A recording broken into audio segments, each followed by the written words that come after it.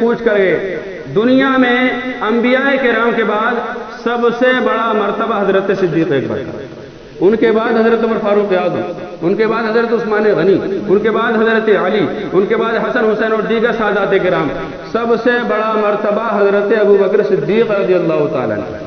حضرت ابو بکر صدیق رضی اللہ تعالیٰ عنہ سے لوگوں نے پوچھا آپ ایمان کیسے لائے؟ تو حضرت صدیق اکبر اپنے ایمان لانے کا واقعہ بتاتے ہیں، لوگوں میں سفر کیا کرتا تھا، میں تجارت کیا کرتا تھا، مکہ شریف سے سامان خریدا، ادھر ادھر سے سامان خریدا اور ملک شام میں جا کے بیچ کے آیا کرتا تھا۔ میں نے ایک بار سامان لیا اور سامان لینے کے بعد قافلے کے ساتھ چلا، ملک شام چلا گیا۔ ملک شام ابھی پہنچے نہیں تھے، راستے میں ایک ایسا مقام تھا، ایک بہت بڑا گرجا گھر تھا، اس کے آگے تمام قافلے رکا کرتے تھے، میں بھی وہیں رک گیا اور سب وہاں رک گئے۔ میں آرام کر رہا تھا، شام کا وقت تھا، اندھیری چھائی ہوئی تھی، سب لوگ آرام کر رہے تھے، میں بھی آرام کر رہا تھا۔ اچانک میری آنکھ لگ گئی اور سبھی سو رہے تھے۔ میں نے خواب میں کیا دیکھا کہ آسمان کا چاند ٹوٹنے کے بعد دھیرے دھیرے میری گود میں آ گیا ہے، میری گود میں آ گیا ہے۔ میں نے دیکھا یہ آسمان کا چاند میری گود میں آ گیا ہے اور مجھے روشن کر رہا ہے، یہ کیا معاملہ ہے؟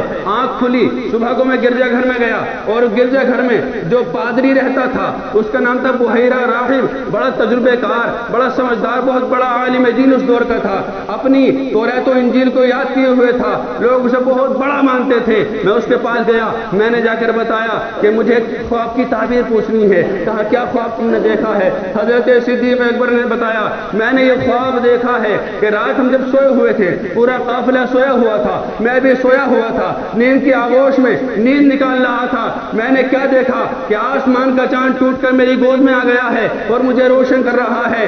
بحیرہ راہب بہت پڑھا لکھا انسان تھا، اس نے کہا تمہارا نام کیا ہے؟ کہا میرا نام تو عبداللہ ہے۔ ابو بکر مجھے کہتے ہیں، میرا نام عبداللہ ہے، ابو بکر سے مشہور ہو، لوگ مجھے ابو بکر کے نام سے پکارتے ہیں۔ کہا سنو تم کہاں کے رہنے والے ہو؟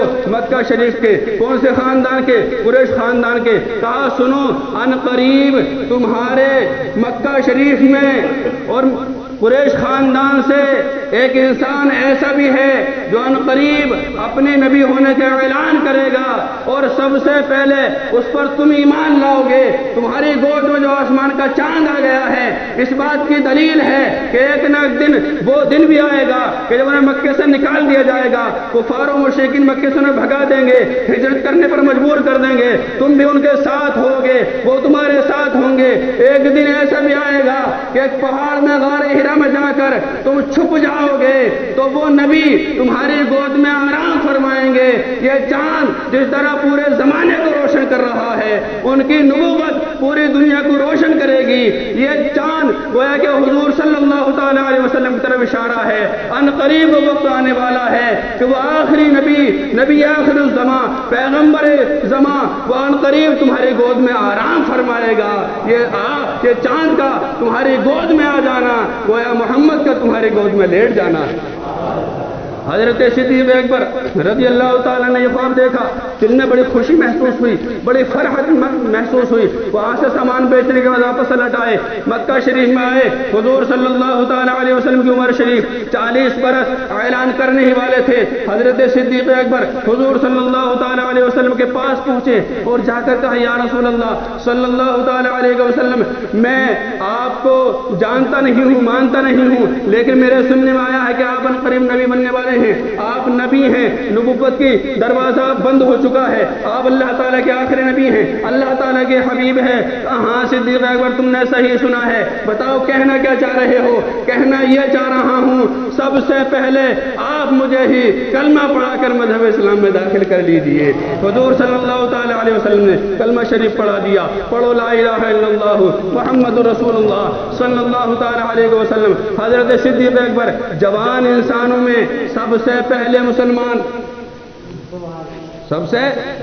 مسلمان حضرت صدیق اکبر میں جنہیں خیال آیا کہ میں ایمان تو لے آیا، مسلمان تو ہو گیا، نبی کو مان لیا، لیکن ہر نبی کو اللہ تعالیٰ اپنی نبوت کو ثابت کرنے کے لیے، اپنی نبوت کو منوانے کے لیے، اپنے آپ کو نبی جتانے کے لیے، اپنا اظہار نبوت کرنے کے لیے کوئی نہ کوئی معجزہ دکھاتا ہے۔ لہذا ان سے پوچھتا ہوں، دل میں خیال آیا، پوچھا یا نبی اللہ صلی اللہ تعالی علیہ وسلم، ہر نبی دنیا میں جب آتا ہے تو لوگوں کے سامنے اللہ تعالیٰ ایک ہی بتاتا ہے، میں اللہ تعالیٰ کا نبی ہوں یہ بتاتا ہے، لیکن لوگ اس پر نہیں مانتے، اس کے باوجود معجزہ مانگتے ہیں، کوئی ایسی عجیب و غریب چیز مانگتے ہیں جس سے یقین ہو جائے کہ واقعی اللہ تعالیٰ کا نبی ہے۔